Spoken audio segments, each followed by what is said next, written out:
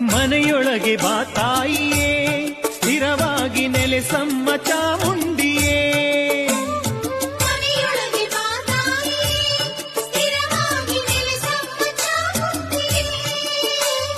ಮಮತೆಯನ್ನು ನೀ ತೋರುತ್ತಾ ಮನದಲ್ಲಿ ನೆಲೆಸಮ್ಮ ಶ್ರೀದೇವಿಯೇ.